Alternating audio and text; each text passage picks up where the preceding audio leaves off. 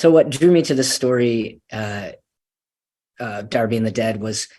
the way the supernatural component was just a great metaphor for loss in any way, loss of a person or loss of a relationship, or, some sort of way that we can become isolated because of difficulties. And in this case, it's the friendship with Capri that helps transform this into a place to connect and a way to become actually stronger through the difficult things that we get through in life, which I think is an awesome message, and just humor as a healing way to deal with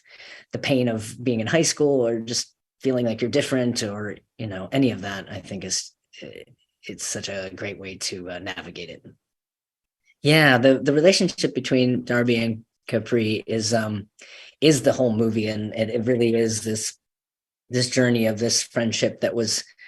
fractured when they were young, and they've grown apart, and there's this judgment, but underneath that is this hurt and insecure feeling that each felt like they lost the other or were abandoned by the other, and that in a way, they push each other and almost switch places in the movie,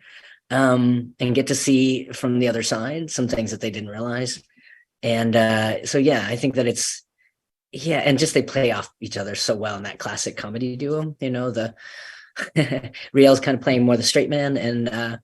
Auliʻi's just pushing this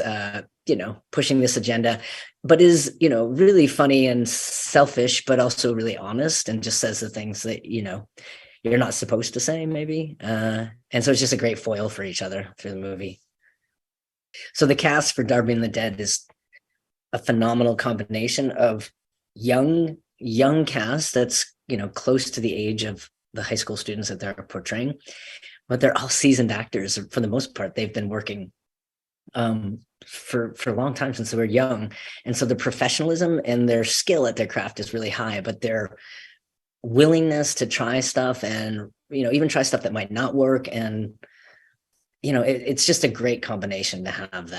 that skill level at that age, and that openness to try stuff, and to really be collaborative on the way we approached their characters. And then it was also fun to just have a inclusive cast, and I think just to play with all the different ways, in particular Piper's character, it was fun to decide together whether her character would be out as trans or not, and have it feel as organic and humorous as possible, and not a huge talking point of the story, just sort of one small part.